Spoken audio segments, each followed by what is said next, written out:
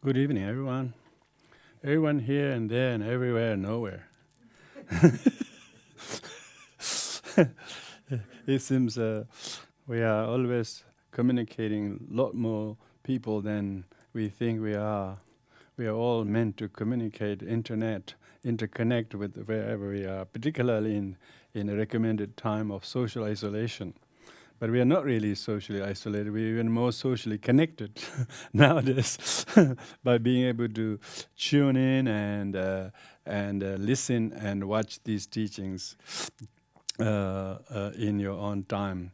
And of course, we have just as very enthused audience here who are always attending. Thank you for your attendance, because it will look a bit funny if I'm just talking on the camera to like most of the university lecturers now, forced to sit there and give a talk to no audience, Of course, we know we have more audience than people who are physically present, but it's still better to have very attentive audience like you. So thank you for your being here, because it supports me in many ways. I have great benefit by being able to prepare and read and listen and think, contemplate, and try to apply these pointings in our everyday lives, hysterical way the society is dictating itself by almost as if death was such a new thing that has just announced the last 2 months.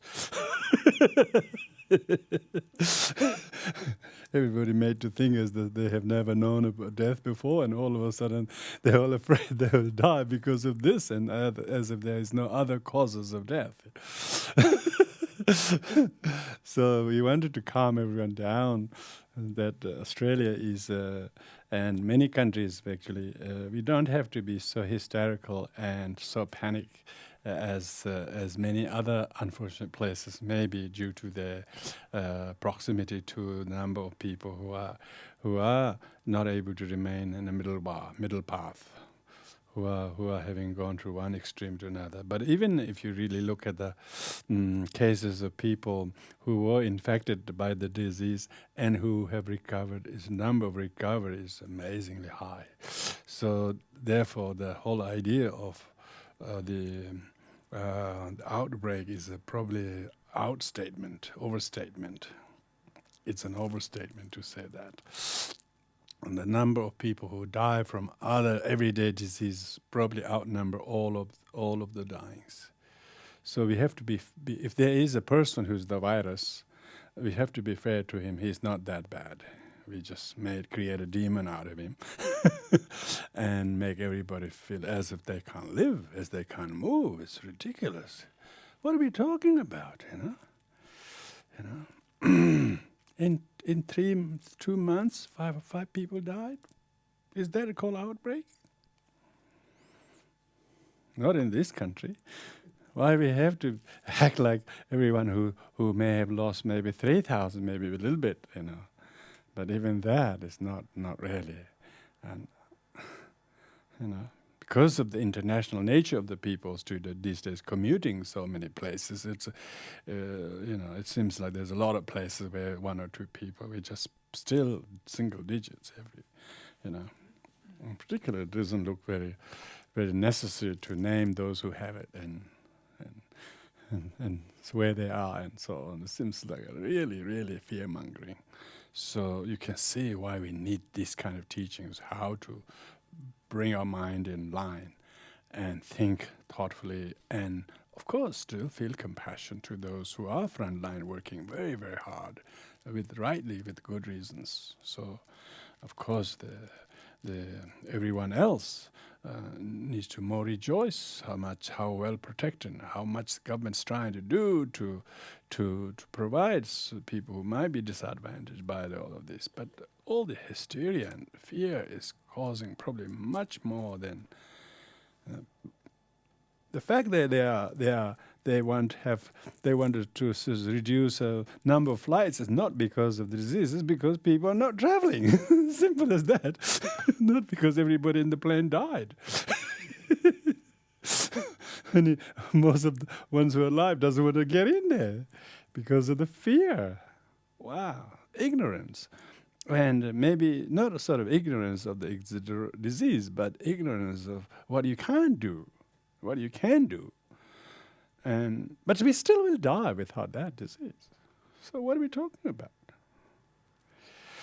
Of course, we don't want to die. Don't want to die by any disease. That's the whole thing. That's the problem. Even though we will, but we just have this total rejection, total denial of death, and angry that you will, and try to do anything so that you don't get too near to some causes of what is alleged to be cause of death. But this is the very cause of why Buddha taught death is certain. Full stop. Not because of this or that disease, because you're born. And so we have to meditate on that because this whole teaching we are going through is a very, very high wisdom-oriented teaching, but we have to use those wisdom in a sane, everyday kind of practical level. How do we bring these teachings? Because it almost shows that nothing is truly there. You know? But when we make it up, when we beat it up, it creates more than it's worth. Going back to our text, which is quite relevant, on page 294, we are now talking about third, with the shape of the collection of parts is also not the horse cart. We were talking about what the horse cart is. And so we are looking at whether the shape of the collection of parts is also the horse cart or what. This refers to specifically to the shape of the collection of horse cart as an example.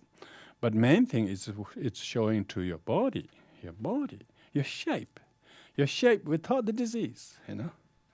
Then what is it? Shape with the disease. What is it? You know? So it's not talking so much about the horse cart. It's talking about the form that we think we are attached to be something very permanent, something very truly existing, something that is the color, something that is the form itself. We mistakenly see this. So this is shown by these next two verses. So verse number 155. Kanji kyuki tsokpa chang mebe ibde yala tsoki maina kanshi jiya main tetene dine ipsu dashi chitarin cures. So collection, you may say, are not real things. But if the chariot's shape is not the shape of gathered parts, how can there be a shape of something utterly unreal? So according to that one of the schools within Buddhism, the collection and continuity do not exist like other substance. No collection exists. Then naturally the shape cannot be the collection of parts. Since a collection doesn't exist in the first place, because the collection is made out of non-collections, you know. How can a shape exist? Shape does not exist without the collection. Shape depends upon something that does not exist. You know, even the thing that it props the shape itself doesn't exist. So, this means the collection. The collection does not exist. It is not a substantial thing because collection itself does not exist. Doesn't mean it. It means it does not exist independently of the collection. Yeah. So there's no one unit in the collection that exists. Because of all the collection is there, it seems there is a collection, but it also does not exist independent of each of the parts. Therefore, since the thing on which it depends is a mere non-entity, shape cannot exist. So that's very important. When we look at our body or our form or whatever, we always think, what are you in a good shape? They say, no, he's in a pear shape. because means he has lost his stature or thing, and people really attach that they are the shape, they are the standing, they are the status, whatever, whether it's health or whether it's whatever ability they have. They're so fixed in thinking, but don't realize that shape itself is propped up by other collections. There's no thing of shape by itself, Therefore, the shape cannot be considered as the card. That's the whole thing. People think they are the height, they think they are the color, and they think they are the weight or whatever. Then they're miserable. This the whole idea. Whole idea is how to negate and that you are not the form. Even the forms themselves doesn't have anything independently there, and therefore do not associate yourself or things or people or your whatever it is. Even things that really go in pear shape. Even pear shape doesn't exist. Why we have to denigrate pear shape? Even the lotus shape doesn't last longer than pear. Pear actually lasts longer than lotus, I tell you. See, it's a relative, Why does the pear shape? This is not this English language thing. I don't know what pear shape means unless you culturally understand. It's just a saying, isn't it? It's a pear shape. Actually, pear, if you put on the table and a beautiful lotus, and probably pear lasts longer in its shape than. So see, there is nothing in the concept. It's just we just use it as a shape.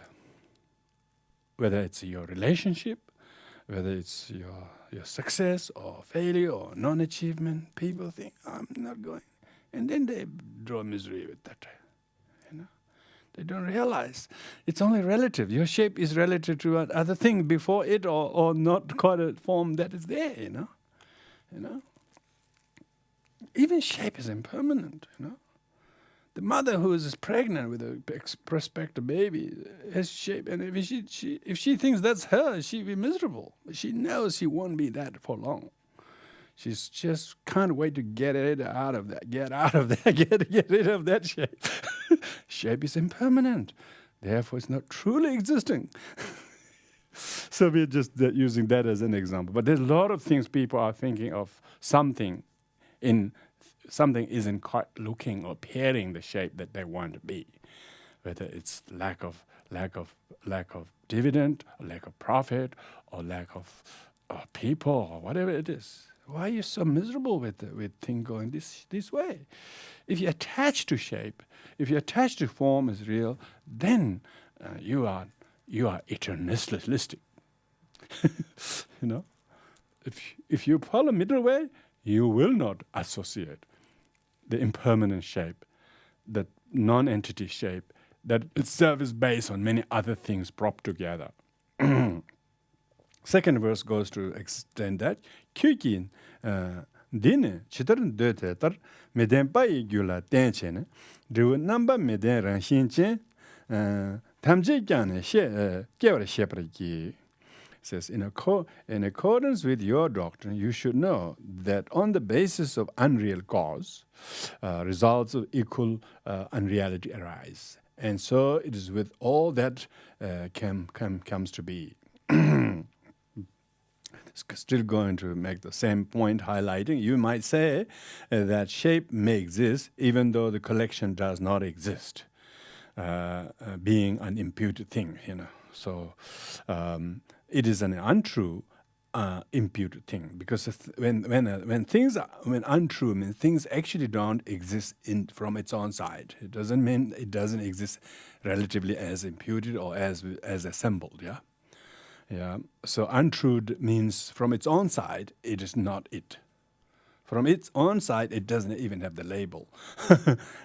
So untrue from that point of view, because we are investigating the relative truth, which we call in Buddhism Kunzobki Dempa. Kunzobki Dempa relatively means deceptive truth. It deceives the ordinary who doesn't use discerning mind as the truth. But when we try to understand the ultimate truth from the point of view of middle way, we are investigating the relative truth. Because when we investigate the relative truth, we realize it is deceptive. It's just a relative to what it is. So it is not quite, that the yellow is not independently yellow from its own side. Next to orange, it might be yellow, but next to a white, it might be quite orange.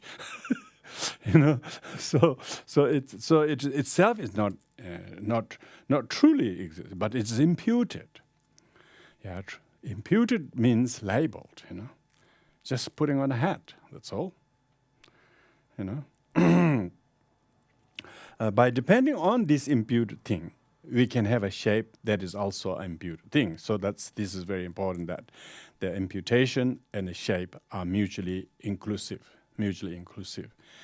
Shape of a thing hasn't got a shape, because shape is a concept, it's not a thing. Shape is a concept that is imputed on objects or things. So if there is no imputation, there is no even shape by itself. So like in Tibetan culture, if you see somebody fairly chubby, they say, "Oh, you look very healthy." We used to say that. It means we don't know anything about health, And we actually compliment, "Oh, you look so fat and good." And if you see somebody look very lost their weight and looks slim, you look awful. What happened to you? These days, people say, "Oh, you look so healthy," when they look really slim. The other way around. So that shows it's not the shape that it's actually itself means anything. It's how culture and time, or maybe society, society labels, and then consider then relatively agree that to be healthy.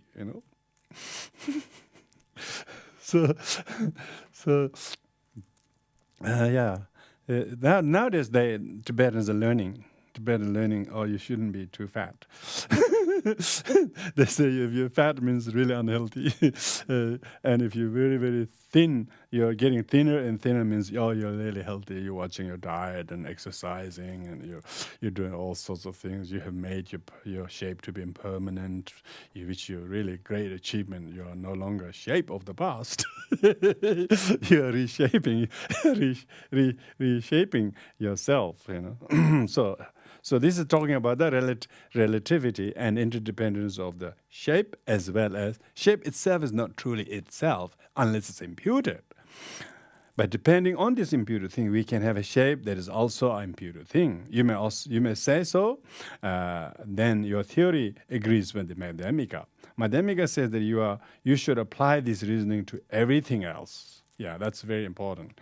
We need to think of whether somebody passed a really, really unkind remark to you or whatever, not just your bodily appearance or your whatever, But how can you take an offense? If you take an offense, it's because you believe in the imputation. You're giving everything to the impute. You call me name. Some people take it very badly because people say bad things to you about you, and you think that's you. But everything is just merely imputed. You should use everything as reasoning. They're calling you because of that reason. They may have a reason for their own side. You should know that all things are produced just as you have asserted here, and their aspects or effects having untrue nature arising independent upon untrue causes. Yeah, untrue means not truly existing causes. So not truly existing causes means that these are all dependent. These are dependent on each other. In the same way that you look upon a card as not substantially existent,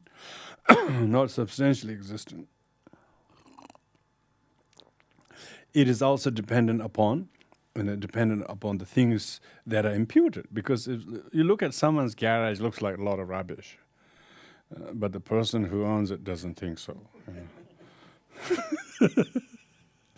But when he decides to move or go somewhere, it's a rubbish. Now he has to pay to remove the rubbish. So that shows shows the thing itself not truly existing this or that. It's all dependent how it is imputed. It is also dependent upon things. In the same way, these things are themselves are also imputed by depending upon other imputed things. Yeah. But if you're a collector of somebody's junks, they don't call junks, they call treasures. And then they take them to this Sunday market in Belconnen or somewhere, they call trash and treasures. But those who are getting rid of, it's a trash. Those who are gone hunting is a treasure. But one who's making money in the between is smiling at both. He probably get a little bit of paint or a little bit of dusting of the trashes that he bought from last week, which is put under the table, by the way. Those he buys, he doesn't put straight away. He just put there. He put a couple of, and then next week it comes very bright. Oh, he might even say it's a very only piece in Australia. Yeah, only rubbish in Australia too, but he wouldn't call this is the only rubbish nobody wants. Do you want to have it? He just said, this is the only piece I have left. So that shows we shouldn't be slave of objects.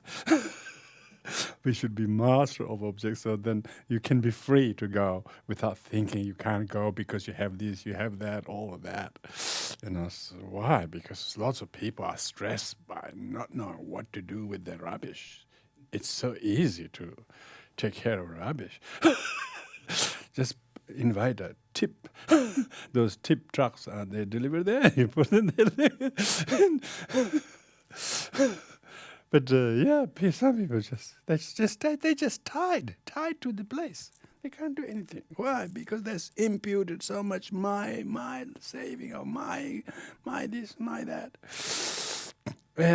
Every effect is imputed, and because when he says my things, my this, my piano that you can't play, all of that sort of thing, and untrue depends upon another untrue cause. You're ignorant. You don't need it anymore.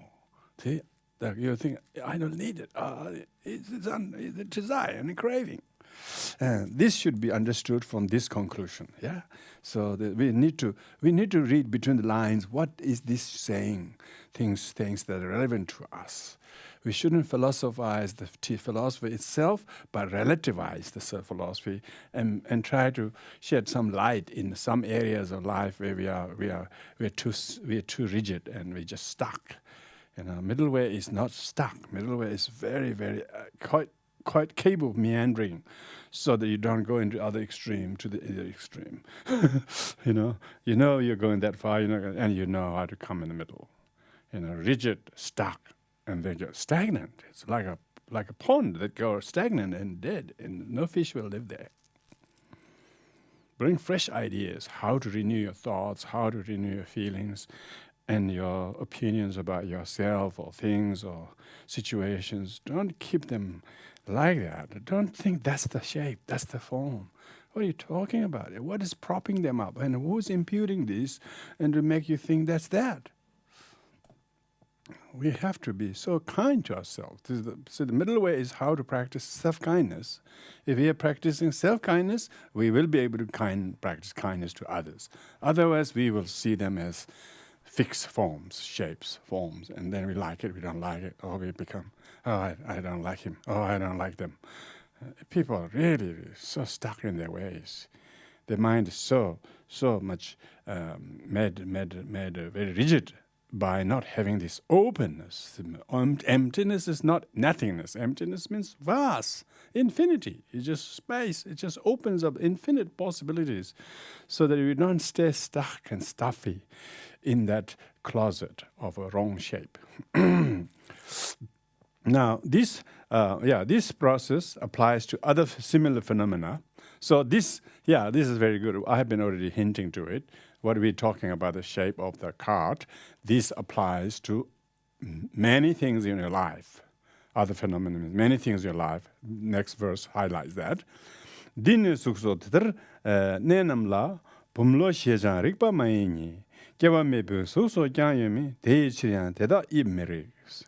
So therefore, in respect of form and all the rest, in respect form, and the rest means feeling, perceptions, your opinions, and your doings, your not doings, your failings, your success, your mediocre doing things, and your consciousness. All the five form, and all the rest refers to the rest of the five aggregates. Yeah. Rest of the five aggregates. That means sense organ, six sense constituents, six sense organs, in respect to not the horse cart, but what you see in your mother or in your father or in your brother or in yourself, and all of these things you should look at how you're reading the shape of the cart. What is the cart that you're worried about? It's wrong to claim that one identifies a thing in it. See, we always do. That problem is we always do. We think that's this, and we just think it's truly existing, truly me, truly that, truly him, truly this event, truly that not happening of it, and we wrongly claim and identifies a thing in it by itself. We don't realize the role we, our own imputation opinions playing, because we don't realize the card is not a card from the card. Card is only card who labels it.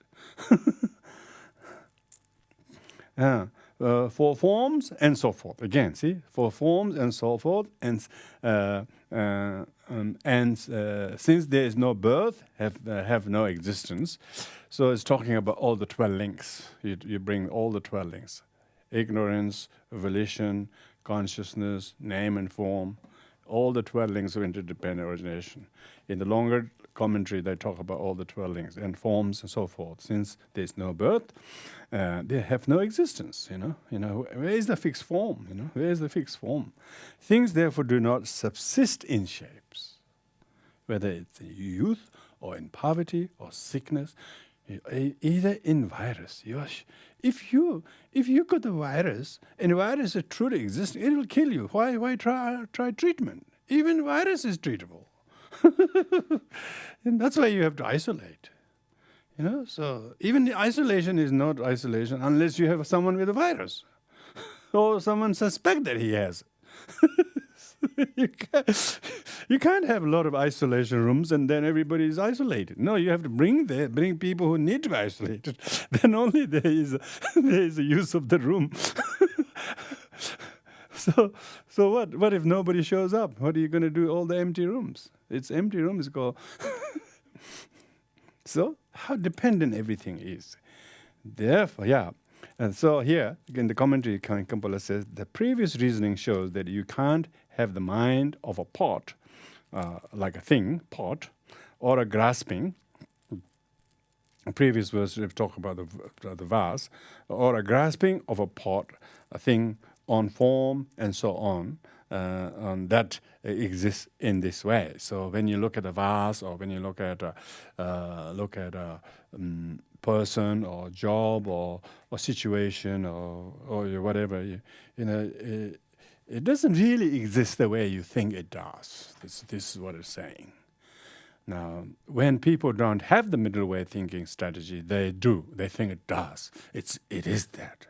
It is truly existing. It is truly existing. And there's a big problem.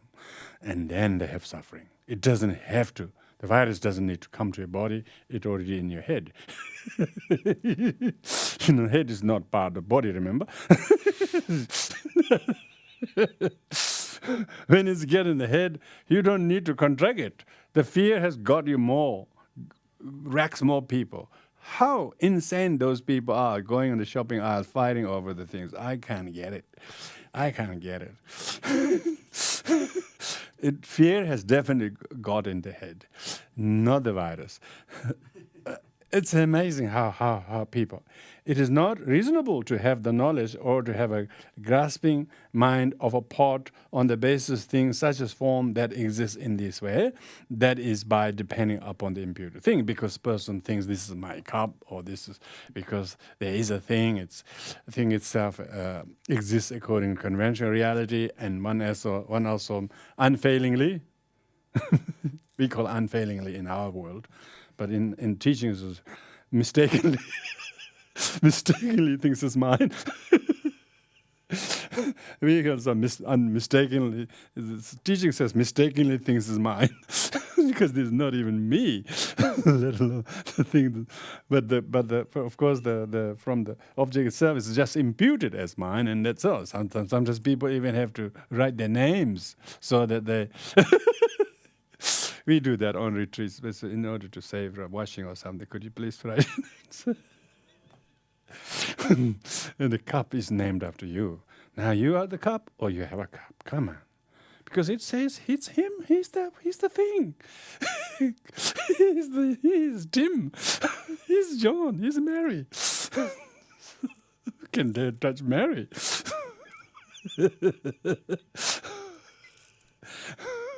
Who can dare to pour hot water in Mary? But they do, because it's not Mary, you know. But they do pour hot water in the Mary. It's written Mary, but they don't mind. Why? They know it's not truly existing Mary. It's just merely labeled Mary, and so it's okay. But if you really put the water in the Mary, yeah, that will. She will slowly sip, but not all of a sudden. Pour into her. Yeah, see, everything's relative, isn't it? If you can slowly sip a hot cup of tea, it's okay. But if you quickly pour it, it's not a drink. So everything is very, very relative to what the situation is.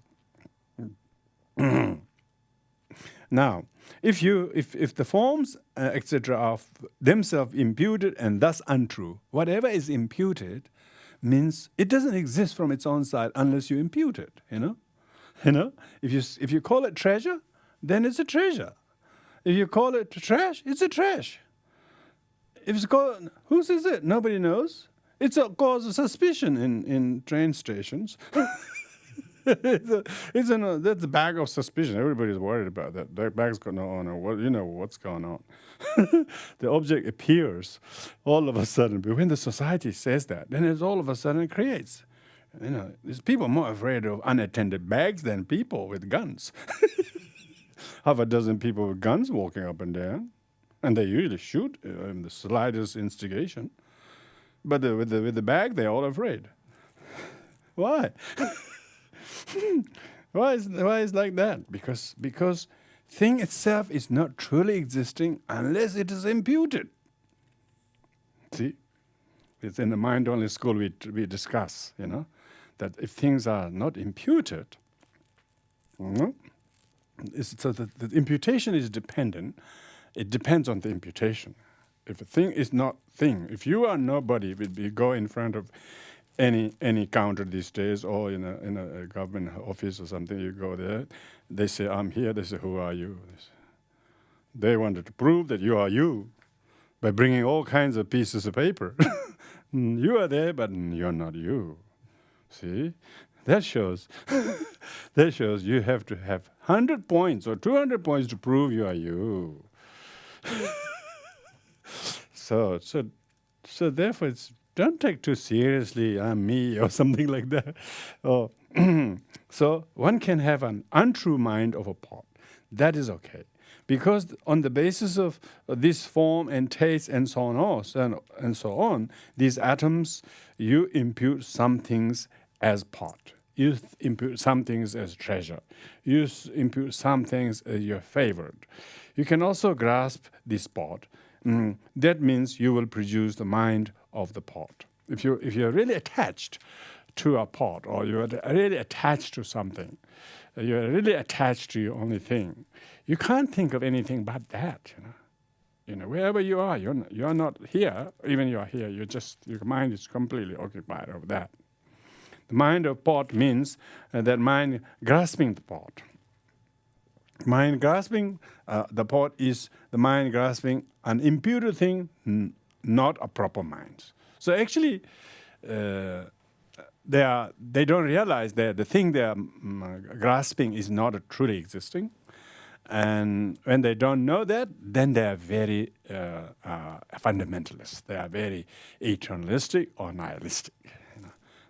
When they remember that everything is imputed and propped up and not truly existing from its own side, then you're quite easygoing. You're quite a middle way. Middle way is very kind. Kindness is intended by everyone, but their hands are tied to be kind once they're rigid. When they're rigid with the true extreme views of eternalists, nihilists, then they cannot be kind. Kindness is only possible. So therefore, in Buddhism, they think compassion is the most identifiable sort of motto of Buddhist teaching. No, they haven't understood even half of Buddhist teachings. If they haven't understood emptiness, they don't understand compassion. They don't understand Buddhism. Emptiness is the essence of the compassion. If the essence is not there, compassion will collapse. Compassion will collapse into resentment and anger and all kinds of depression. Most people practice compassion. Not a single one excluded, by the way. It's a nature. Everybody practice compassion without schooling themselves. But when they don't have the understanding of dependent origination and understanding of emptiness, then their compassion fatigues them, almost destroys them, because they practice poisonous compassion. Idiot compassion, they call it. Why idiot compassion? Because it lacks the wisdom. So anyone out there, don't think that compassion is the main thing of Buddhist teachings. If you do, you have read only a couple of books and saw a few smiling Bhutanese or monks. Wait until you hear the teaching of emptiness and impermanence and no self. Then you have really come home to Buddhist teachings. So, compassion without wisdom. Lots of people practice compassion without any exposure to Buddhism. They're natural. They're just most innate nature of people. Whether you look at wildlife or whatever, even the most ferocious leopard, she might be very hungry. She will kill anything that moves. But when she see a little calf or something small, she wouldn't. She's so hungry, but she's straight away restrained from biting. Almost love shows tenderness towards that. So compassion is not the only thing in Buddhism. Compassion is universally, proclaimed messages of all the faiths, and even non-religious humanitarian do humanitarian because they have compassion. But what's lacking in the world is understanding of the correct view with which one should practice compassion. When Chandrakirti at the beginning of the text paid homage to compassion, he wasn't paying homage to the king-like compassion, or the boatman-like compassion. He wasn't paying homage to those. He was paying homage to the shepherd-like compassion, who has wisdom to put others before oneself. And so therefore, we have to distinguish the distinctive feature of Buddhism. Outwardly may be compassionate. People expect you to be non-violent, compassionate. Yeah. In this civilized world, most people are very non-violent. If you really look at it, they wouldn't do anything intentionally to harm anybody. You wouldn't believe how orderly most people are. You don't need spiritual discipline or tradition in civilized world. People are so well behaved, but they haven't been taught how to mind their mind. Their social etiquette and do's and don'ts, they're all observed by the books, except few who lose their mind because of whatever bad associate or alcohol or something. But most people are completely abided by the norms of the society and do all the above very well. But they're all educated, but they are not educated that of the wisdom. This is why Buddhism should be distinctively taught the emptiness. Emptiness is not nothing. Emptiness means the whole thing. If you heard the compassion, it's only a small bit of it. If you heard emptiness, you got a whole thing. You will understand whole thing. Then you understand relatively how to practice compassion. But when you practice compassion, even if somebody didn't practice compassion to you, but they use harmful things, they may harm you physically and whatever.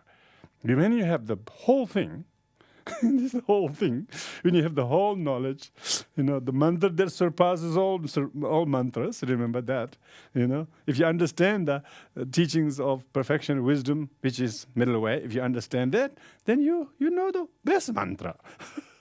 It is not the mantra that you have to recite, It's the mantra which you think and discern and see correctly. Then when somebody appears to be hitting you or harming you, you'll say, oh, this is the greatest blessings. You will see, you will think. Because you know how to impute differently, You're not stupid anymore. Even previously you said poor me, and you played the poor me role, Now, rich me. I'm rich with the relish wealth of Dharma. How can you ever feel poor me? When you have the wisdom, whatever challenging things you encounter, they are the greatest blessings. Some of the greatest spiritual realization came because of someone was so hard on you. Some things were so hard on you because they don't truly exist. Because their aggression doesn't truly exist unless you play the counterpart. Therefore, you're not so vulnerable anymore. You're not offendable because you're not truly existing me, let alone what they can do to you. Not capital U, Yeah. So, sure, Shantideva says, even if they may hate me or harm me or even break my limbs, but they can't really take me to the hell. But if I'm not having this wisdom and patience, perfection wisdom, it will. So, now you can predispose this way. Why? You know how to shape it. You know how to impute differently. That's why the realized practitioners are made in times of crisis. Buddha brought on all the challenges on himself by adopting asceticism, isolation. 6-year isolation, not 2-week isolation. Not because he had a disease or something, because he wanted to understand the whole nature of reality as it is. Because he realized how much false and untrue things are deceiving each other and are lost. He realized how sentient beings are completely misguided by false promises of things and status or wealth or pleasure. All these things are mud in which people will be stuck. He saw their lack of true value. Because of that, he brought on all these difficulties on him. And because there were difficulties did not truly exist, let alone the one who complain about it. So neither the phenomena out there nor this person actually exists at all in ultimate level.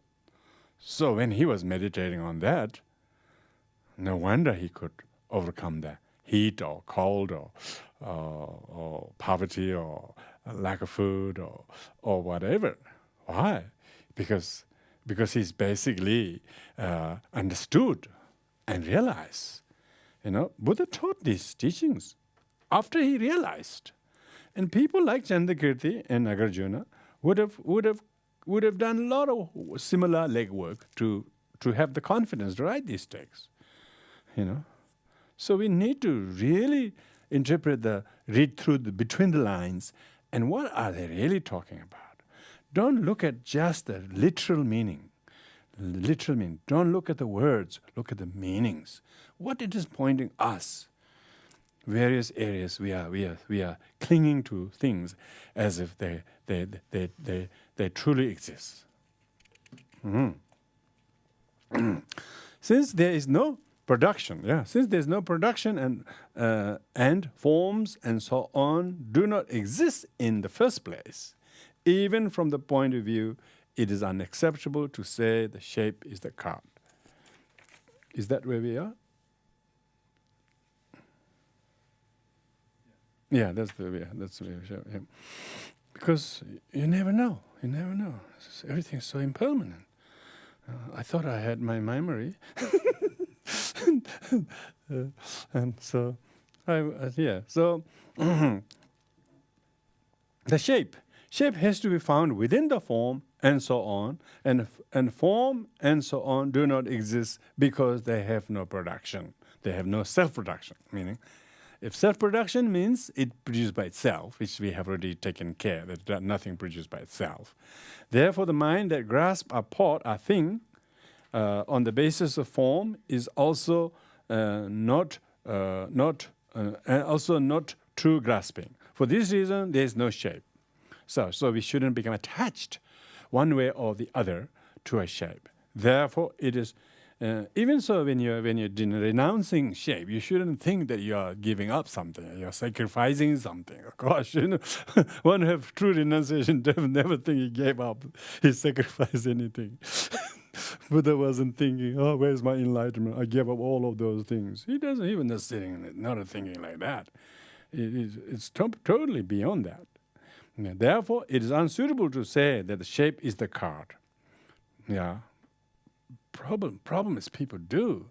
They think they are their failure. They think the mother is their failure. Or what their childhood is their failure. Or whatever it was, they think that's that. And they just think that's the card. And they just keep saying, what did I do? In this way, the theory that the shape of the pieces of card is the card is negated, means refuted. Of course, this is philosophical, but we need to. How do we know we have refuted? If we refute it, we no longer have the same attachment or aversion to the shape. Now, what's that? So you've got to meditate. You've got to meditate. When you read the Heart Sutra is quintessence of all these teachings. Yeah, when you read it, it says you should do deep meditation. Of course, it's synthesizing everything there, but sometimes you can read the whole thing, but you can just relate to particular issues in your life and then meditate on them, and try to go beyond the form and shapes, being you or that or success or lack of it or whatever it is. Don't lump the person or you or them or together or that, and this gives you so much medicine. It gives you so much truth in there, so much clarity and rationality in there.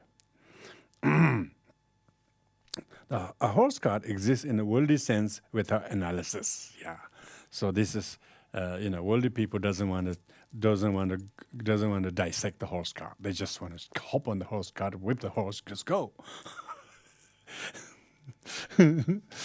when the wheel breaks, then they really then they have to analyze.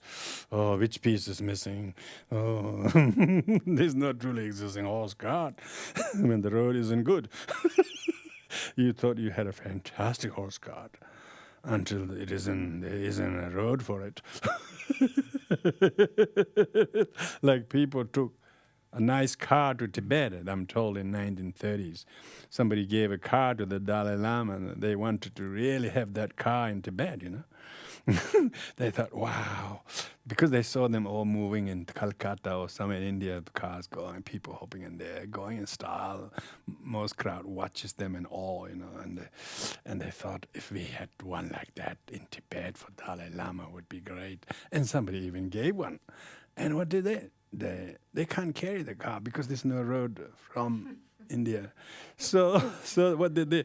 So they had to disassemble the whole car. They disassembled the whole car. They carried, and of course, even to Tibet, there's no road. They forgot they need road in Tibet. So What happened? They took all the cars disassembled, put together on a couple of mules, and took long time to get in Tibet, but they haphazardly they arranged a mechanic who can assemble it. As he was invited, he also came along, and he assembled the whole thing. First they didn't think they have a car, but then they have a car. But then they don't have a car because they have no petrol, let alone the road and the driver, all of that things. Doesn't really exist, This is probably that car, I don't think it did keep even a couple of 100 miles because it's still sitting in Norbulinka. You go in Summer Palace, it's still kept there as an exhibit. Probably a car that never got ridden for various reasons, and most importantly, that it didn't truly exist. Because if it doesn't have all the other things, even a car is not a car. So don't take too seriously about your life's things, If you don't put all these things together, it doesn't really have a leg to stand on. So don't truly exist or make things out of things or out of nothing, because when you don't know that, when you don't do this, you're not analyzing the card. So let's analyze the card. Yes, horse card exists in the worldly sense without analysis. This has two subdivisions. First, the designation of a horse card exists when imputed dependently. Second, designation of one with parts. Etc. exists through this process. So first will be explained the one verse. Tene tom jikdendu namba dunju trugju mimogi namje meban jikden yelende range yela tenen dogbayin. Thus, this sevenfold reasoning reveals, in ultimate or worldly terms, that nothing is established. Means nothing exists. Nothing exists. Ultimately. But if phenomena are left as found, means relatively speaking, as found, unanalyzed. This is like the card, unanalyzed, or your story, and if you don't analyze it, see. You just tell, and that the people think that's it. They didn't analyze. Why did he make up all these things? They are indeed imputed and dependent on their parts. So this amazing thing about the parts that makes something like the card. This sums up what we have tried to prove. So this is a summary of what we've been talking, that nothing exists substantially by being the same or other than the things upon which it is imputed, but just by depending upon the things on which it is imputed. Yeah, it's only something else has to be the non-visible one. They have 20 people singing in the back, and just one person, he or she thinks the lead singer running up and down with funny colors and all that. But much of the noise is made by all the other 20 people. But if they all went quiet, you can see what she be like. Pretty slim, I think. It's pretty empty. There will be no... But yet they think it's all that lead singer. They think she's the person or whatever. And then they boost their ego and so forth. But don't realize how many non-identities are propping and supporting that. So a horse card is imputed independent upon its parts, not as the same or separate, but imputed and dependent upon its parts. If all the parts not there, it's not even imputable, There have to be a labeling base. You can't label just out of nothing. It has to have a relatively kind of a functional object that functions as a card once you assemble. You have to have the right size of the bolts or nuts or the wheels or the rims or everything. You can't just bring any piece of canvas. You can't bring a box and try to make a car. It has to be relatively correct, relatively correct, even in a diluted sense, relatively correct piece to assemble the car. You can't just bring any piece. It can't just be any non-things. It has to be part, dependent upon its correct parts. Different designation exists through this process. It's so important. We don't usually think like this. We don't realize how much we are designating, means we are imputing, means we are labeling. We mentally labeling.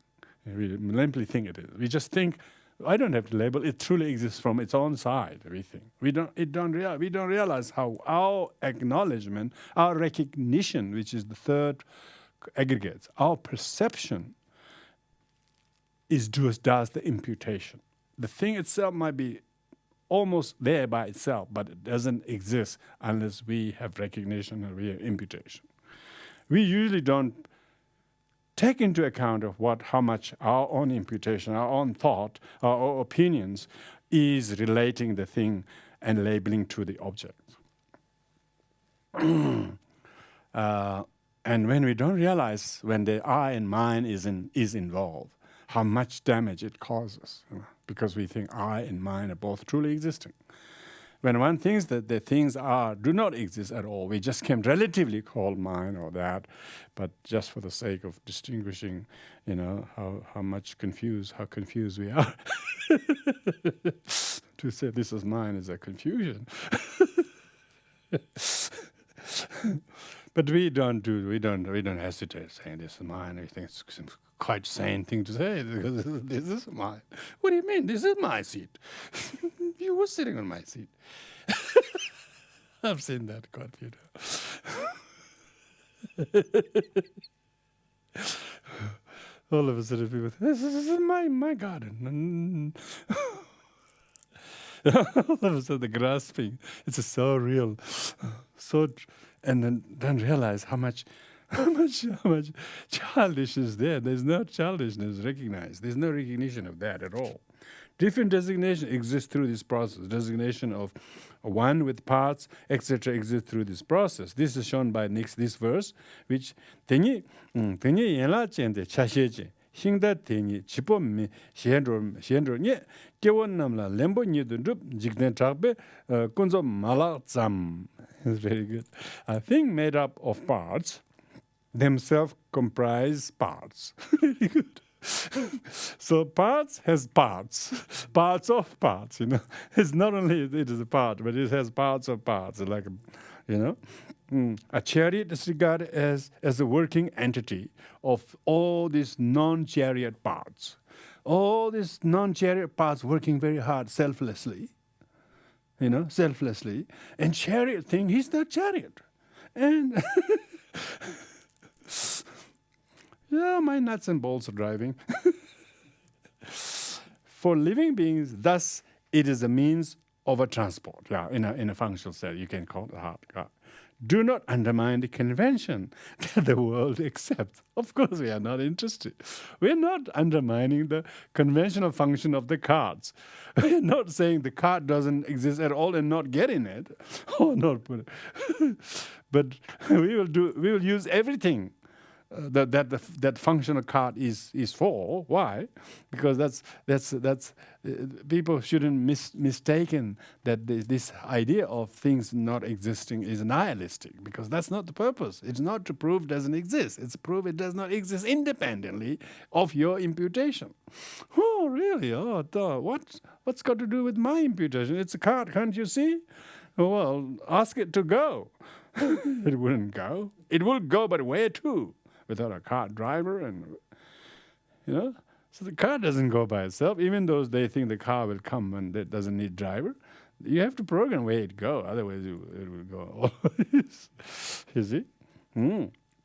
Now, on the basis of this imputation, by depending on its part, we can have the other designation, not only as a card but as a part possessor. A thing made up of parts. A card can be regarded as a part possessor because it possesses parts such as the wheel and so on, the axle and rim and tire and all of that, depending how modern your card is, I suppose. Your card might even be a robot. It is also termed as a component possessor, themselves comprising parts. These are very similar. The Tibetan Yenlakjen or Chashiechen, these two Tibetan terms. Part possessor is the translation of Yenlakjen, and one with branches or limbs is Chashiechen. Is actually the one which parts or with parts or division. So they are similar, but they are explained in a different way. A cart may be described as both as a part possessor and a component possessor. It is called an agent, a working entity. The cart is a working entity. A cart is also called an agent because it performs an action, like vehicle. When the cart is an agent, the parts become object of an action. Because the cart performed the action on its parts. Cart is also called a taker or lembo, means of transport, or the appropriator of a result. All these designations are acceptable for the cart, as long as you accept the theory that a thing is imputed by independent upon its parts. Do not undermine convention that the world accepts. This is the last line.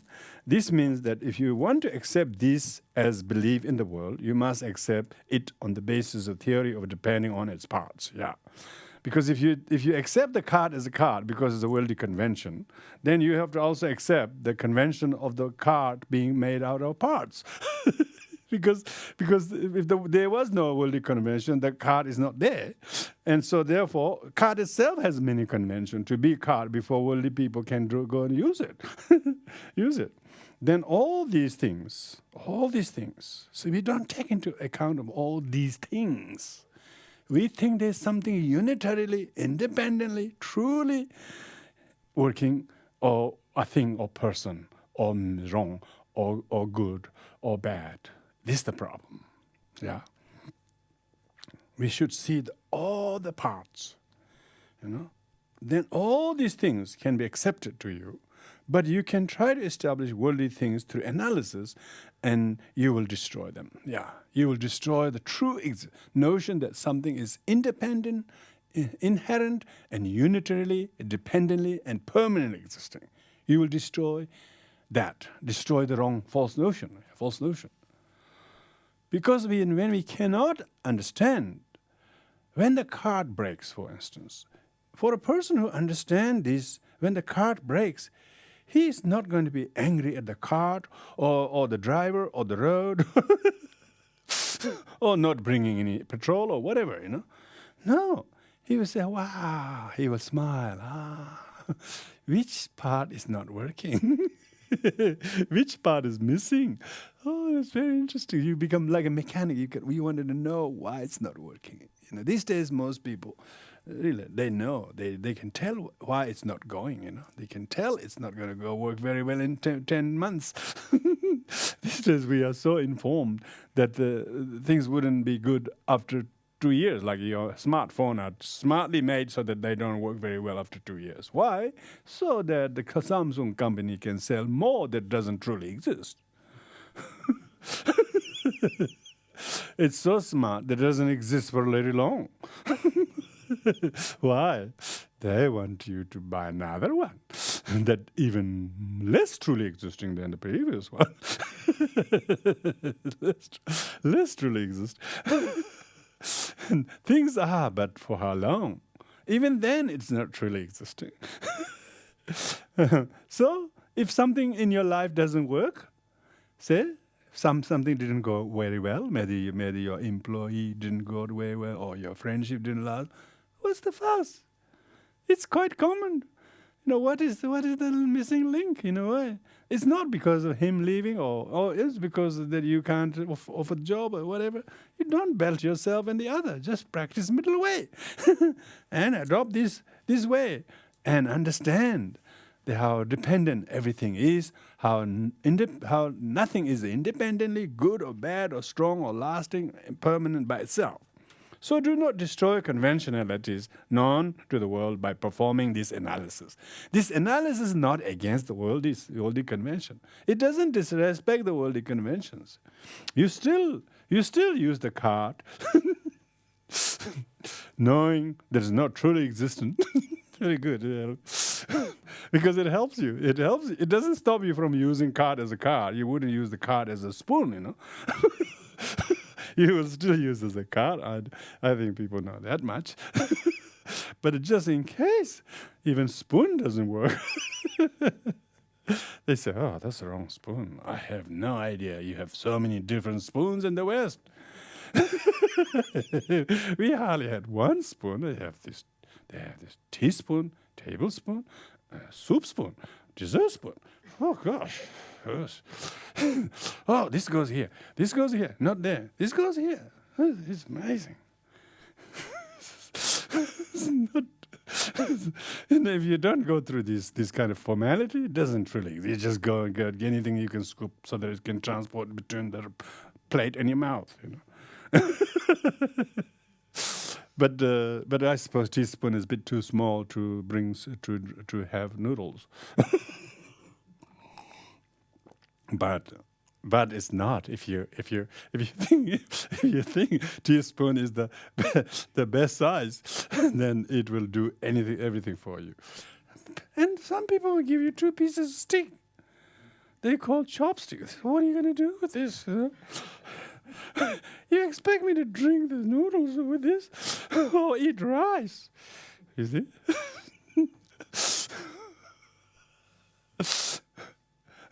And those people in the ancient times, they always drank like this and slurped. They thought slurping was to say how delicious it is. But no, in some places, no, you went to sweep. You went to drink the soup with soup spoon. And also scoop the soup with not this way, and then go like this. and sit straight. You can get hit on your left hand if you have a very rigid mother, or the father, or the brother, or someone who think that you are not following middle way of eating. So like a dinner table etiquette, they call it.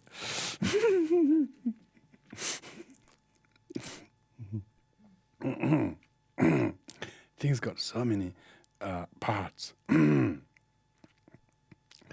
All these designations are acceptable. Yeah, I think we get done that much. And then all these things can be acceptable to you, but when you try to establish worldly things through analysis, you will destroy them.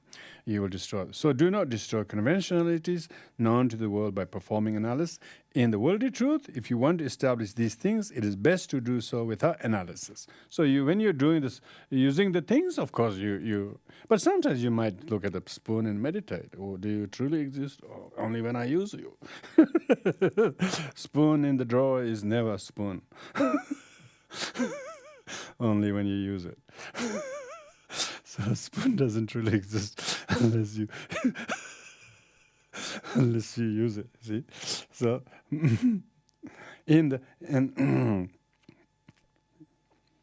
then you will not lose the conventionality. This completes the horse cart exists in the worldly sense without analysis. So we are not sort of going against the worldly conventionalities. The third is the benefit of analysis through 7-point reasoning. This has 2 subdivisions. First is engaging in ultimate meaning, and second, the parts would be negated. First is engaging in the ultimate meaning is shown by one verse, which is number dungi megan chitawu yuje nanjo pandi yo minye tetenyi lan dela jukirbe tete trupa teshin dobrachas. How can a thing be said to be when sevenfold reasoning has discounted it? Finding nothing, yogis enter ultimate reality with ease. And yet the thing's existence here and now should be allowed. Yeah, yogis are not contradicting to the worldly sense, but he is with the worldly beings with compassion. But for himself, he knows exactly how to abide in the ultimate sense of reality as it is. You cannot assert a thing that is not found through the analysis of the 7-point reasoning.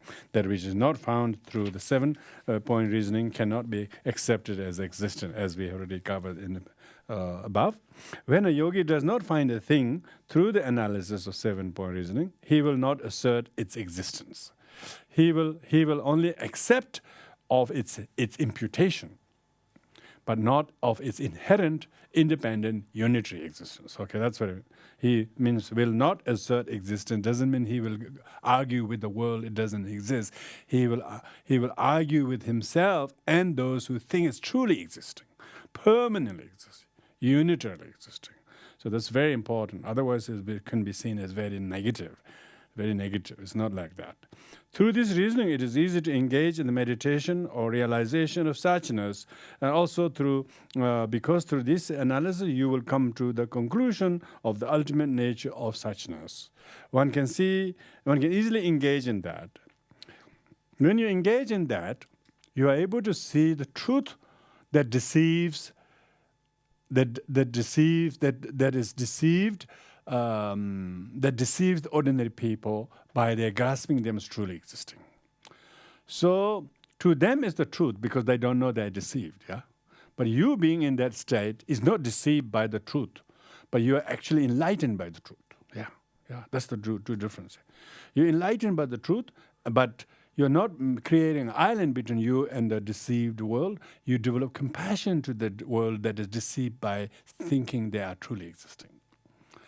And you do not argue against them, but you impart compassion. And you yourself remain in the meditation of the ultimate truth, ultimate truth. Because you see the relative reality in which deluded beings see it as truth when it's actually false. But you don't want to tell them that it's false because it will will not go very well. So you have to spoon feed them. Whichever spoon will do. Smallest one first try. Spoon. If they have small mouth, try the small one. If they have big mouth, you can big one. So you can slowly tailor your compassion, and don't say everything's emptiness. Oh, that's a good. That's why it will not go very very popular. You don't say that all empty. You will have to use a language. You will have to use a skillfulness that which slowly attracts their attention until they really get really interested. Oh, this is the wisdom teaching. This is the profound wisdom teaching. It's not about them or their things real or not real. This is about the reality of things. People want to know the truth. But truth comes at such a painful exercise. To get the truth, even the relative truth is really difficult to get. To get the ultimate truth, of course, people have to renounce all the false things as real. And you have to tell them slowly. If you first give them a toy, this is good for you, hold this, this is very good, this is good for you. Oh, this is manjusha, you should meditate on this give you wisdom. This is Shakyamuni Buddha mantra, this will calm your mind. This is white Tara, this will make you live long. Amazing. The Vajrayana is very skillful. They don't say you're empty, your problem's empty, get lost. They don't say that. In Zen, they might say that. They're pretty direct, but but how many can meditate on that approach? Some will. We are not saying they won't. I'm not saying that's not the choice for some people. Buddha said, you must not teach emptiness to the immature mind. So you must teach emptiness. That's why this may look like a very sort of maybe very verbose or maybe curly or very complicated text if you really study it. If you read 4 or 5 times, then you get to know, wow, you can never put it down. Because you can read a couple lines and then there's a lot there. Otherwise people say, it's the same, it's empty, talking about emptiness again. As if we know emptiness. We don't. We think we know, but when it comes reality, we don't know how to apply it. See, that's why we don't know. We're just stuck again with the fixated views, right, wrong, all these dualistic concepts. That shows we haven't got a clue. That's why it's a profound illumination, profound meaning. When monks study these texts whole year, they first memorize all of the verses. Even then, it's not efficient. They have to hear the commentary many times, and they will debate a long time, and they still wouldn't say they understand everything. You know? So therefore, it's very important to have respect to the studiousness in which the ancient great Indian, they call Nalanda Panditas. It's not Nalanda, seems to be a bit getting a lot of the mention these days, because it has got a big ruin there. But otherwise, there were many, just as equally famous Indian universities, Vikramalashila, Dantipura, and then other very famous other places too.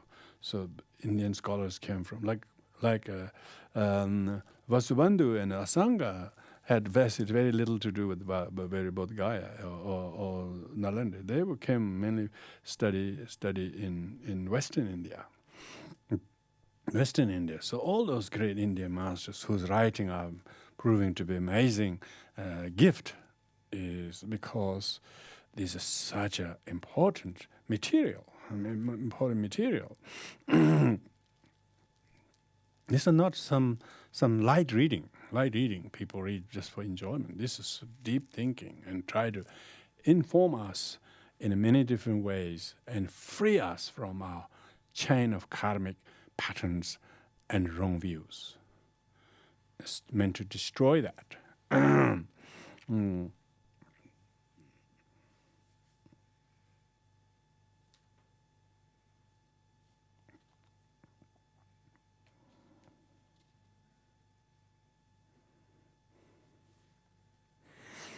Second is parts, etc., would be negated by shown by next verse. It says, "Shingda yuni, shingda yuni mena te tse yenla cheme te yenla kyang me shingda tsigna yenla me pe shin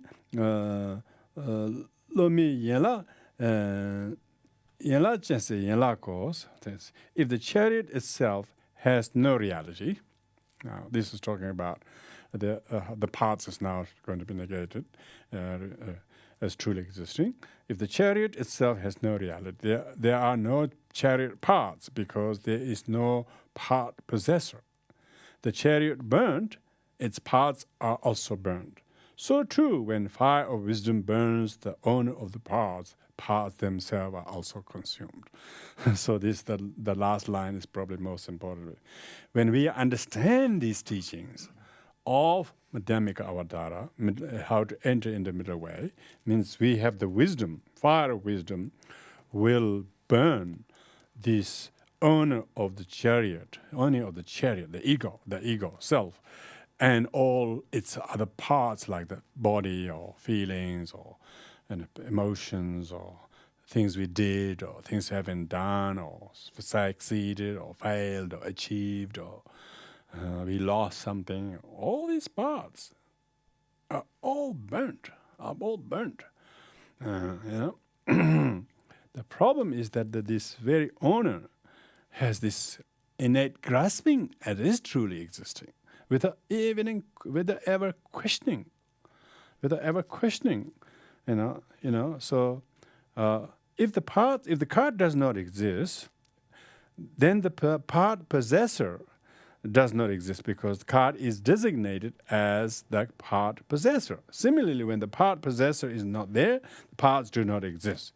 In the same way, when through the fire of analytical mind, this is the mind, this is the rational mind that you reason how everything is impermanent, how nothing is independently existing, things are all compounded and made and labeled and then conventionalized and patterned and so on.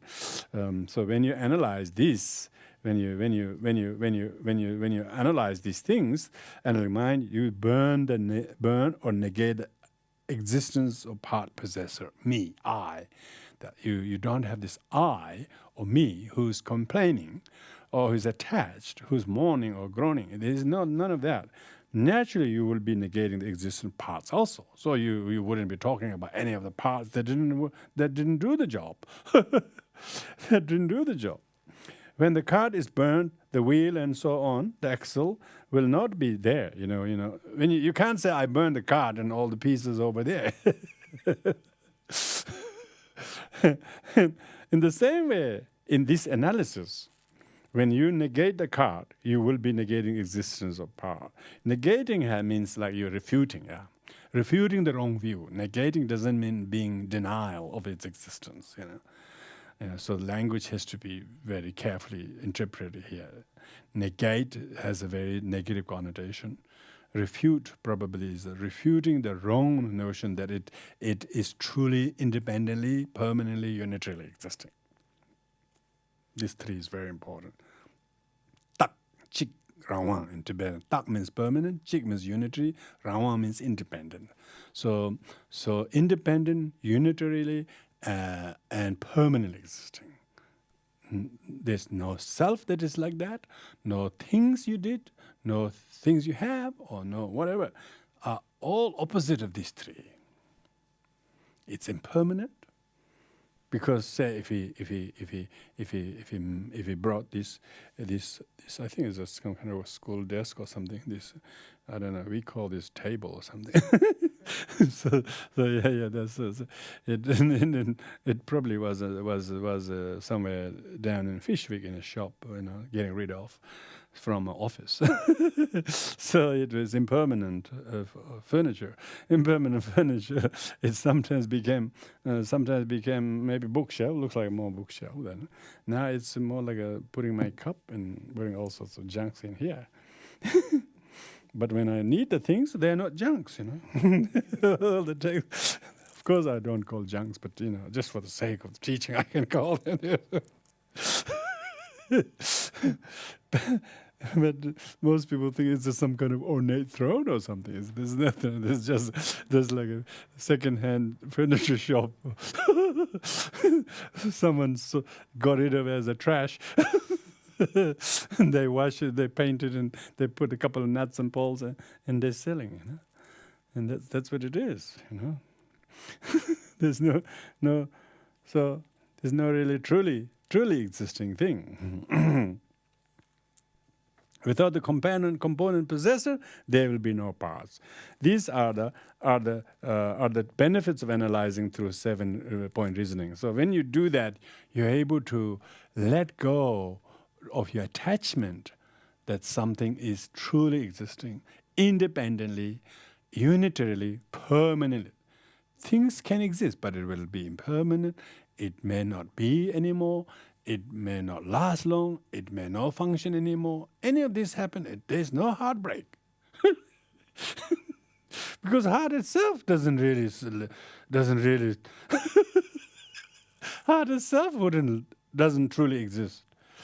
If it wasn't all the other organs pumping, if you don't feel every day, even the heart itself is not truly existing. You can have a perfectly functioning heart, but the rest of the body collapses, the heart stops. And that's why they can transplant heart. So even heart is not truly existing. Even 2 lungs are not truly existing. Let alone 1 lung, Some people go without 1 lung, but with a lot of difficulties. So, because if of all the main organs are not truly there, there's no one 100% fit organ is truly existing. You can't do it. So that's very important. This enables us to not suffer the benefits. The benefits is that it makes us not to grasp wrongly and therefore develop attachment or develop aversion. You wouldn't develop aversion when something breaks. You wouldn't be angry if something breaks. You would say, this is the analysis. This is the burning of the cart. We were recommended to do the burning of the cart, and instead of getting belting yourself, you've been liberated. this teach me really non-attachment. Usually we agree to the teachings of non-attachment. We read the lines, we thought that was really good. I wish I will do that. This is just theory. But when it's something really does not function, which quite often theory do, and then check whether you understand this verse, and then bring your understanding, and there you should say, wow, you see, you should say, this is the mother of all understanding. This is where I need to understand. This is where I need to burn the card and not suffer the parts, loss of the parts. Because there's no parts, there's not the card. There's no card. If there's no part. So it doesn't need to be burned to lose attachment. It is already in ashes. It is already in ashes. It's already in ashes. You just pretend it is still squeaking along, rolling a couple more miles, but it's already in ashes. We are ultimately ashes. Remember that. That's if they give you a respectable cremation.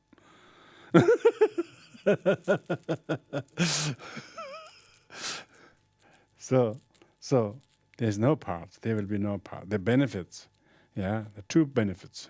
First is this complete asserting the analogy. The second part is applying this to the meaning. This is four subdivisions. First is receiver would exist when imputed dependently. This is illustrated by the next verse. 대신 직된 작배 풍보당 감다 대신 계제 죽대네 다견여월 렘보니던데 녀레 레인 디네 치포민. See, this is good. And that's the self. Yeah, we are talking about I or name. You can think of me and name and gender, whatever you identify with. Dependent on the aggregates. These are the parts. The elements, 4 elements, 5 elements, you name it, your fluid, for earth, water, and the senses, the eyes, ears, nose, and taste and tongue and touch, all this, as they are in daily life, You can see, you can feel that you have tactile by touching things, You can look at things that you have senses, not because you have eyes. Okay, you can't say you have eyes because you have eyes. You have to look at things whether you have eyes. Which really helps you to know there is no real eye. You can't prove the existence of the eye unless you can look at something else that is non-eye. You have to look at things to prove there is an eye. So therefore, there's no truly existing sense, let alone I, capital I, there isn't even the visual eye without the object. There's not even the audio physical ear unless the sound. Lots of people got big ears, but no hearing. Some people got really big eyes, but they can't see nothing. Why? Because eyes is not truly existing, Eye is not truly self, and it has to have its objects, It's thought of as the nature or the owner of the same, These are the objects owned, and self is their owner. So now it's bringing back to the analogy of the cart and its parts, cart and its parts. Because this is asserting the analogy, The process used in this analogy of the cart may be explained in the same way with regard to the self. Receiver, taker, or appropriator is acceptable in the case of self. So that's the functional cart, self, The reason for this is that the self is dependent on the form and elements and mother and father and all these things, Dependent, or the self exists independent upon the 6 sources. 6 sources mean 6 sources of perception, eye is the source of visual perception, ear is the source of audio perception, and so on, such as the source of eye consciousness, source of ear consciousness, and so on. Then the elements are and the aggregates. On top of that, you element. So they're all intersected. All intersected. Nuts is doing one thing there, bolt is doing one thing there, the plate is doing another thing there, the oil is doing one thing. amazing, mechanics of the things. In every bolts and nuts and oil or little piece of metal or the thing there, there's no car. There's no card there. There's all non-card. There's non-card performing the card job. And it's labeled as a card, but everything is non-cards. Everything is nuts and bolts. So nuts and bolts here also, but then nuts and bolts there is doing different thing than that's here. See, everything is only relative to what it is next to, not what it is from its own side. Yeah, so that's what's called relative truth. Not what it itself is, but what it is next to, in relation to. In front of your father, you're the son. Yeah, in front of your son, you're the father. Wow, you have to shake your head. Oh, you're my son. Then you become dad. But then you're in front of dad, you're the son. Gosh, you don't know which name you're adopting. So everything is very relative to something. Even eye organ is only relative to that it can see. It may be able to see, but it can't see nothing. If it can see nothing, does it mean that everything is nothing? It can see nothing. Remember that. That's pretty awesome. That's the hardest thing to see, most people. Most people are comfortable seeing things, They're scared if they see nothing. That's to the wise. It's opposite, Even things they can see nothing. They just deceptive truth they can see, but that's not really the thing itself. See, so it's different relative to what, In the worldly designation or in the widely accepted norms of the world, one can accept the existence of the self by establishing it based on the six sources. These are six sense organs, elements, and aggregates. So these are the parts. These are the parts. We can also accept that what is called the appropriator or the taker or the receiver, because that is what the self is in the conventional sense. So we are the taker. We are the undertaker. We are the undertaker of this corpse. Undertaker of this corpse, yeah. We call self in this conventional undertaker of this corpse. Good one, that one. In the conventional sense, the self performs an action and the self experiences the result. That is why earlier it was said that if the aggregates and self are the same, then the self would be impermanent, and so on. Now, if these two are not accepted as the same, when it comes to defining who performs the action and who experiences the result, the Madhyamika believe that it is the self which performs the action, not the aggregates. Yeah, so this is the kind of illusory self that performs the action.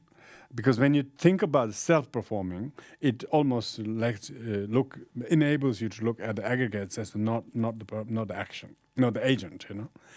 It is the self that experiences the result, not the aggregates. We were looking the previous week about the 20 mountains of the grasping, self-grasping, to the five aggregates, 4 modes of grasping is referring to that. Therefore, it is known as the appropriator or taker or receiver or undertaker I was using. That is possible. With respect to that, the self can be accepted as an appropriator And the others, like the aggregates and elements, can be accepted as objects of the action. So, objects of the action, like the nuts and bolts, nuts and bolts.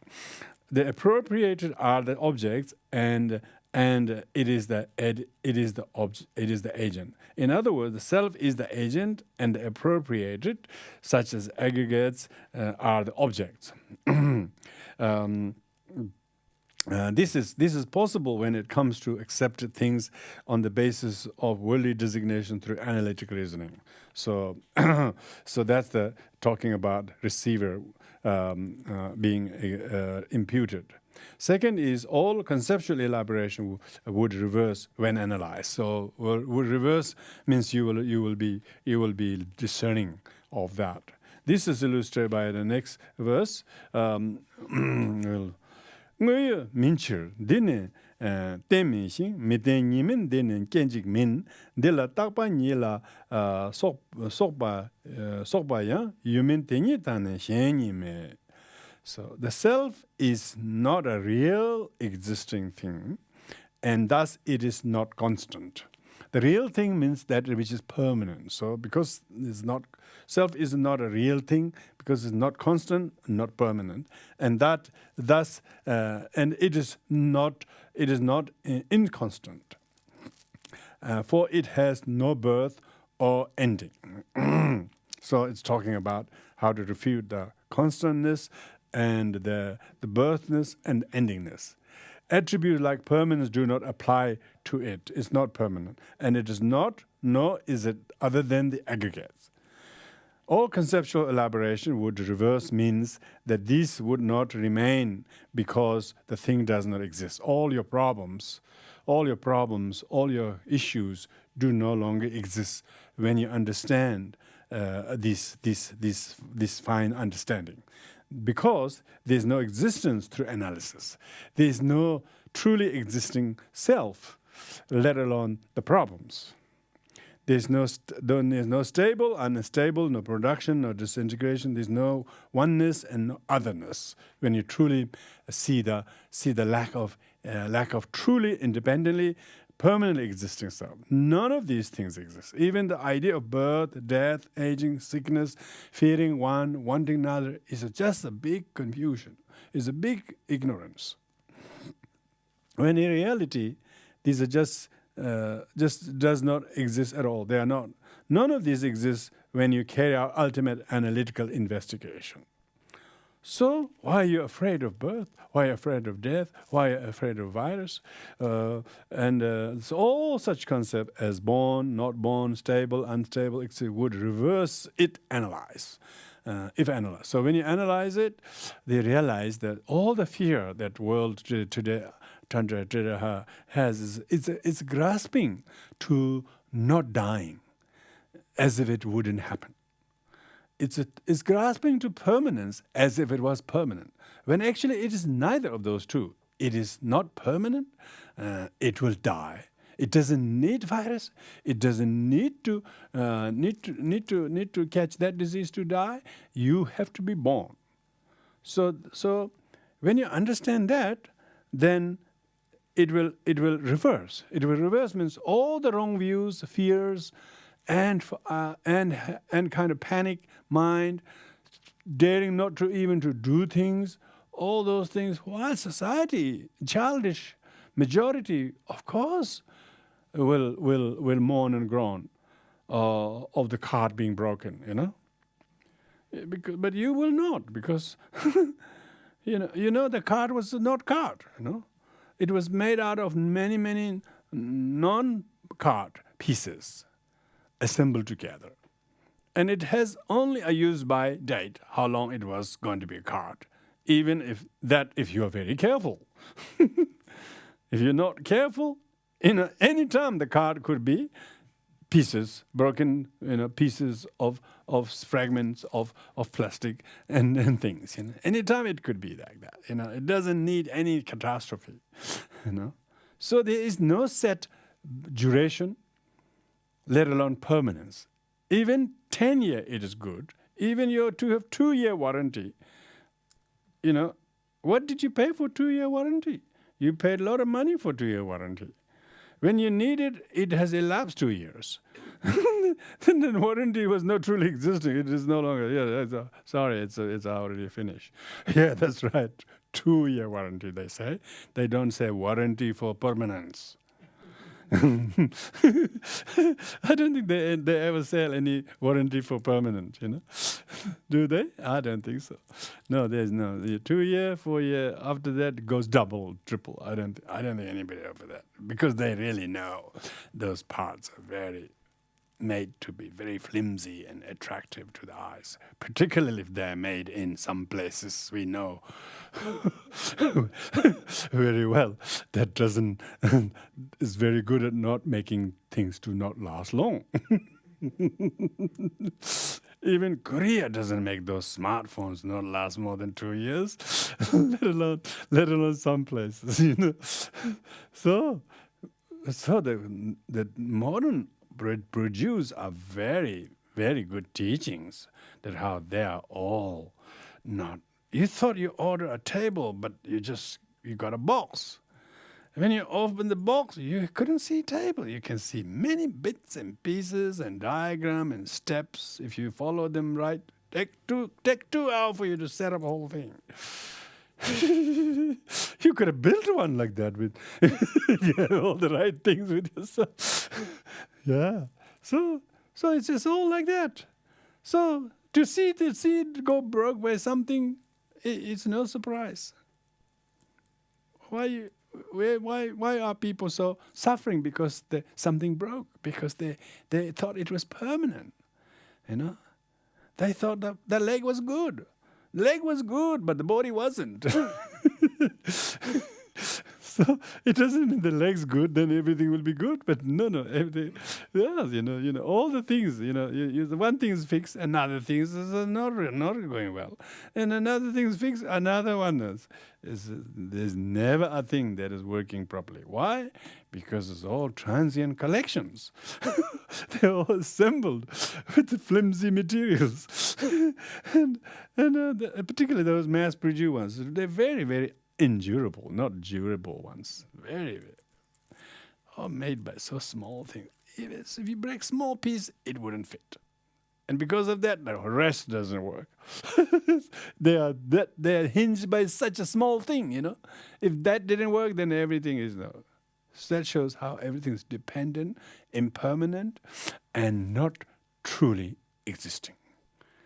So, if the phenomena or parts or objects are like that, then we should also think my feeling, my emotion, my ability, my capability. If your health is not good, you can't do it. You don't suffer. You don't suffer saying I'm getting sick, I'm getting old. You don't. You would not suffer old age. Old age suffering comes from attachment to youth as it is permanent.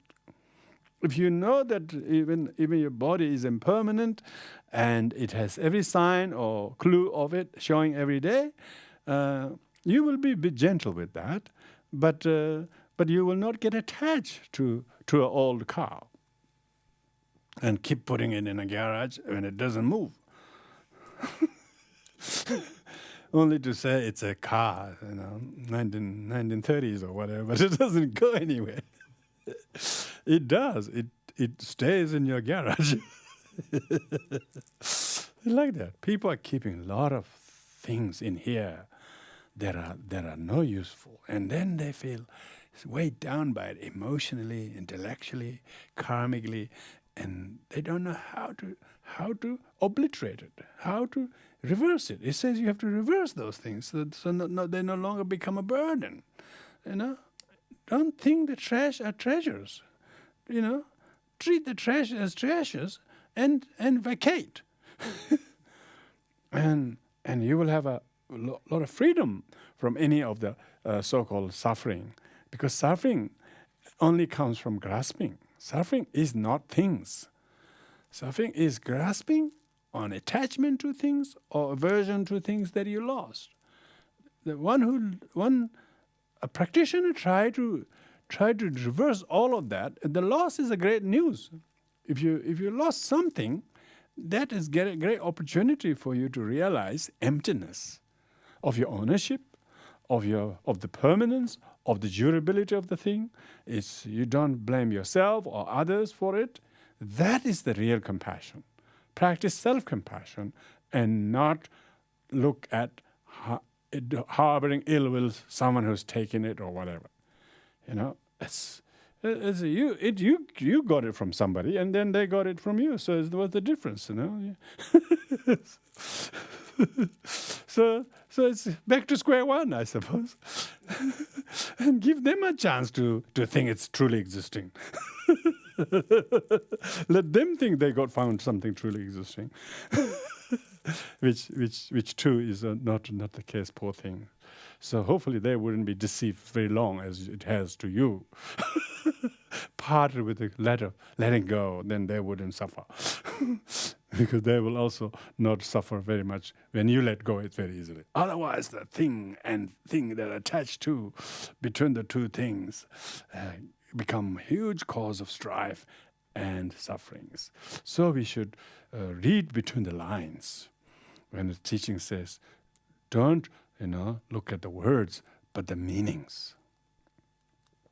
What is Chandrakirti trying to do is help us to look within ourselves and try to reverse and try to, disassemble some of the parts, or at least list the parts, list all the things of the parts that has made the cart, and whether it's biologically or emotionally or spiritually or lack thereof.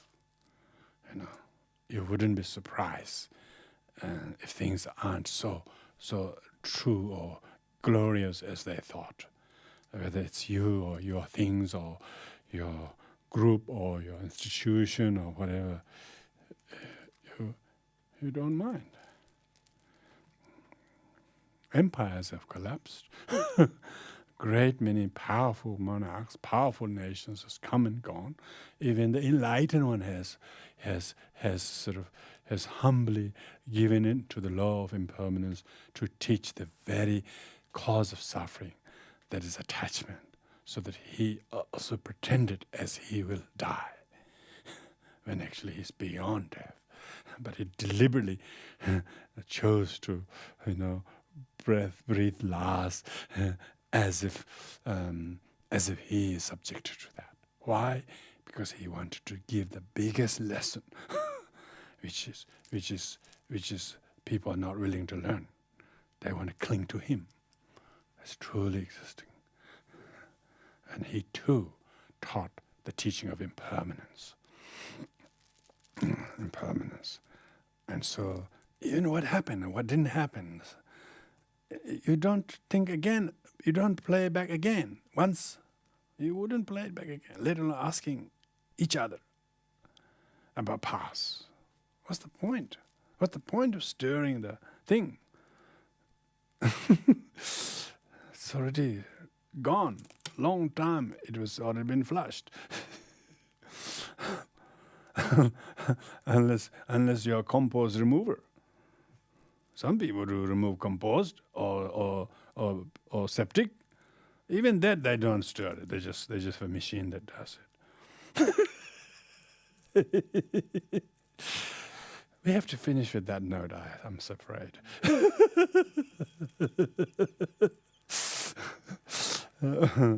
Thank you, everyone.